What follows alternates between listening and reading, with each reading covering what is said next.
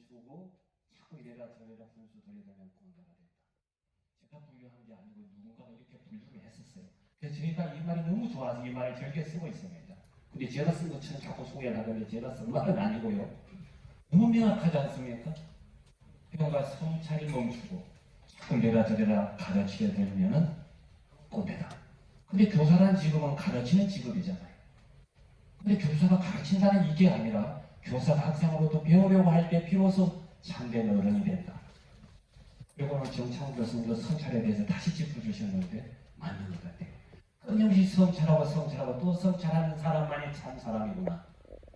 성장을 멈추지 않는 사람이 좋은 어른이구나. 결국 좋은 어른 되는 길이 참 사람의 길이구나. 이렇게 가볍게 넘어갑니다. 교육은 상과 만남과 기다림이다 이러고 다녔습니다. 근데 삶을 빼놓고는 교육을 얘기할 수가 없더라고요. 삶은 또한 만남과 기다림의 연속이다. 교육과 삶이 같이 가야 되더라. 근데 어느 순간 우리가 보니까 상과 교육이 분리되어 돌아가더라. 배운 대로 살지도 못하고 사는 대로 가르치지도 못하고 어떻게 하면 우리가 상과 교육을 같이 만나게 할 것인가는 그런 고민 속에서 여러 고민들을 하고 살았습니다. 생텍쥐베리 어린 왕자 이런 얘기가 나오죠. 내가 오후 4시에 나에게 찾아온다면 나는 3시부터 벌써 기뻐지기 시작할 거야. 너무나 유명한 대하라서 카페로도 많이 쓰는 부분입니다. 저는 이 말에 참 가슴이 찡했습니다. 누군가를 만나기 1시간 전부터 가슴이 두근거리고 설렌다면 그 사람은 참 행복한 사람이다. 그렇지 않나요? 4시에 만나기로 했다면 3시부터 기뻐지기 시작합니다. 그렇지 않죠? 사실은 그 이전부터 만남이 약속된 그 순간부터 우리는 설렘이 시작되고 두근거림이 시작됩니다. 이렇게 기쁜 만남, 이렇게 즐거운 만남은 왜 우리에게 없어졌을까요? 아침 9시까지 학교를 오라면 8시부터 두근거리는 학교, 가슴 설레는 학교는 없나요?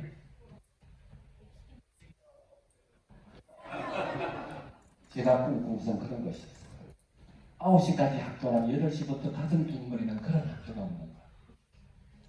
아침 7시 반, 8시 반까지 출근하라니 8시 반, 7시 반부터 가슴 두근거리는 그런 학교. 교사들도, 선생님들도, 아이들도 가고 싶은 그런 학교는 없는가.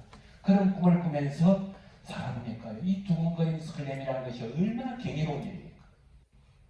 배움은, 교육은 결국 배운 그 자체는 너무나 경이로운 일이고 기쁜 일입니다. 설레는 일입니다.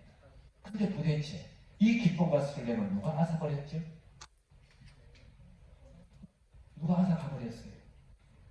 끊임없이 두려움을 조장하고 불안을 조장하고 경쟁을 조장하면서 앞서라 뒤서라 하면서 우리들은 이런 경이로운 배움, 신기로운 두려움, 기쁨과 설렘과 경이로움을 앗아버렸어요. 끊임없이 두려움을 조장합니다. 그래서 두려움과 배움은 함께 춤출 수 없다는 미국의 크리스 메리콜리아노라는 뉴욕 알바니 스트리트 스쿨의 교장선생님이 쓴 책입니다. 두려움과 배움은 함께 춤출 수 없다. 근데 이래놓고 보니 우리 교육은 끊임없이 두려움을 조장하고 있어. 그래서 교육 불가능의 시대라고 말하고 있고 교사도 학교가 두렵다고 말하고 있습니다. 최근에 일어나고 있는 여러 당들을 한번 보면 이 말이 그대로 맞을 거예요. 그래서 두려움과 어떻게 하면 저는 이 두려움으로부터 벗어날 수 있는 교육을 해볼까? 그 길은 곧 흔들리는 부모들을 위한 교육하겠습니다. 우리 아이들의 안녕을 묻기 위해서 정말로 다시 한번 물어봐야 됩니다. 그래서 두려움에서 자유교육으로 나가기 위해서는 순간순간 우리 앞에 두 갈래의 길이 열립니다. 사랑과 두려움이 갈린 길. 두려움은 우리를 유혹하지만 사랑은 그저 기다릴 뿐이다는 이 김병호 선생님 얘기에 가슴에 찡했습니다. 그렇구나. 어떻게 하면 이 아이들을 급박하고 끊임없이 경쟁으로 몰아붙이고 있는 이 교육의 현장에서 자유로움으로부터 그 배움의 기쁨과 경이로움을 되찾을 수 있는 교육으로 나아갈 수 있을까? 이런 꿈을 꾸게 됐습니다. 그러면서 저는 찾다 보니까 18년 동안 일반 학교에 살다가 드디어 마침내 나이 46에 뛰쳐나왔습니다. 견딜 수가 없었어요. 입시지 교육, 끊임없이 경쟁을 조장하는 교육, 두려움을 조장하는 그 교육 속에서 견딜 수가 없어서 저는 대한학교를 찾아갔어요. 그게 산천 강의학교였습니다. 강의학교는 97년에 개교를 했습니다. 그리고 그 뒤로 지금 25년이 지났죠. 저는 97년부터 간대학교를 떠나들면서 세상에 이런 학교가 있네, 이런 자유로운 학교가 있네, 이렇게 겁주지 않은 학교가 있네.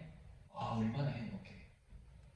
그래서 18년 동안 살면서 끊임없이 자유로운 교육에 대한 꿈을 꾸면서 그걸 연구해서 박사 논문도 쓰고 이렇게 다녀온 책도 냈습니다. 교육재단에서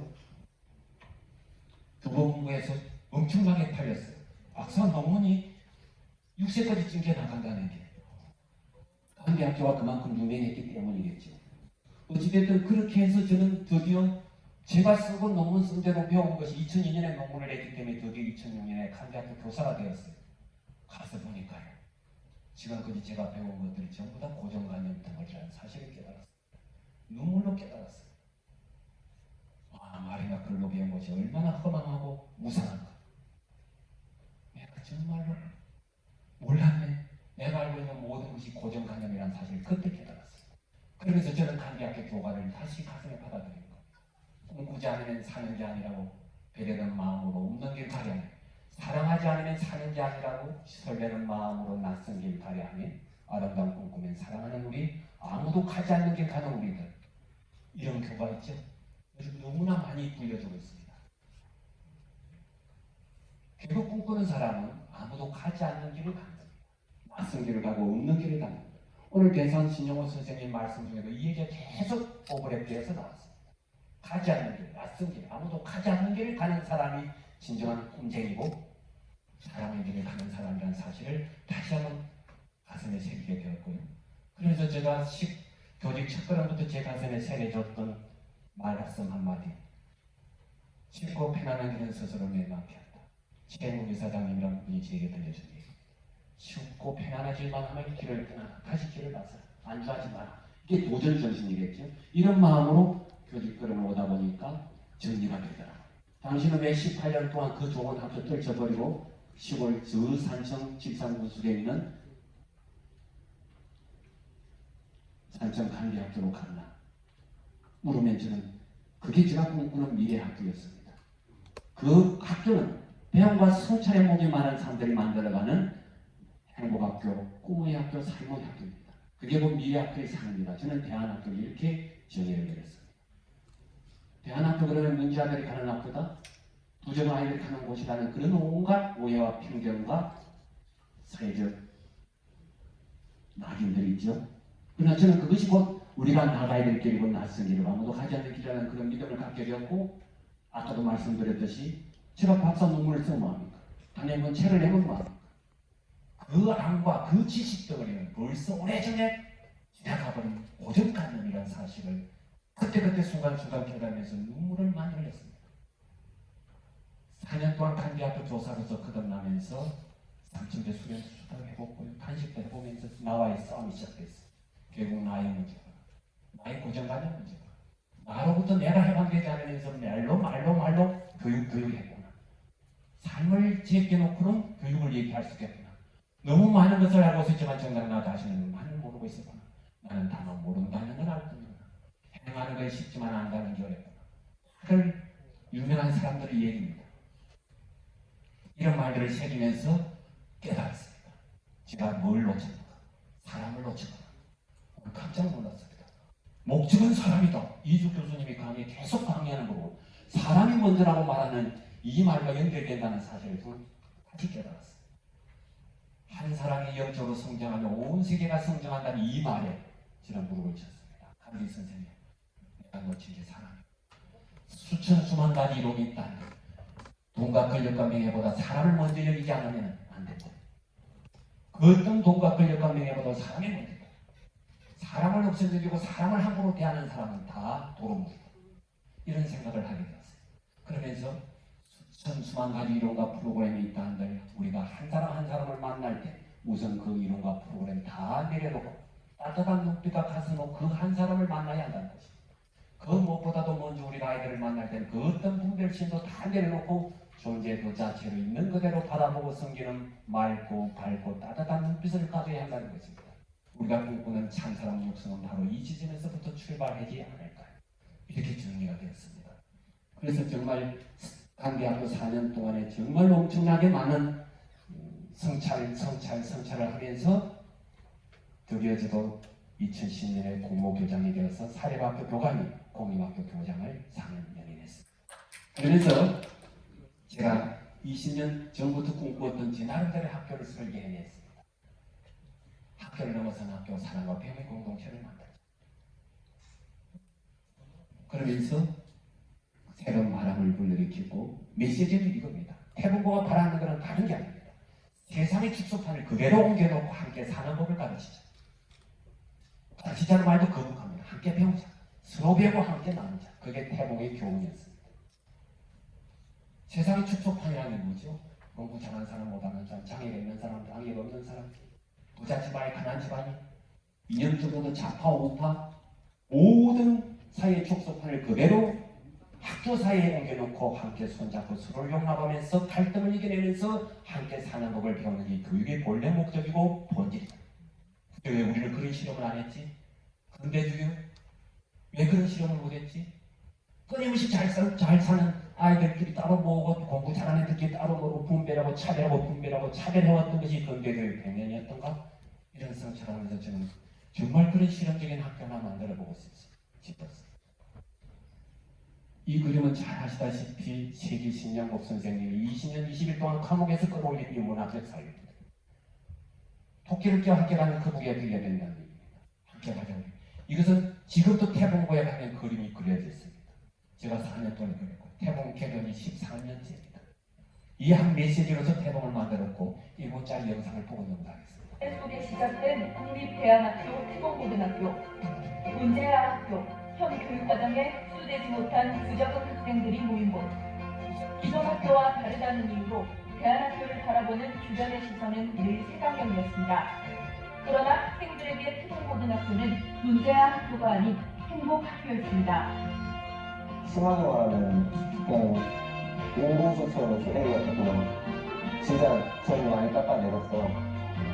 깎아내리다 보니까 제가 깎아내리는 행동을 하더라고요.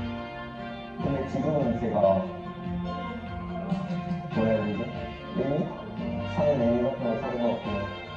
학교 생활 행복했죠. 입시에 찌들지 않고도 행복한 삶을 찾을 수 있다는 신념과 철학으로 공교육 속의 새로운 모델을 찾아 나섰던 태봉고등학교.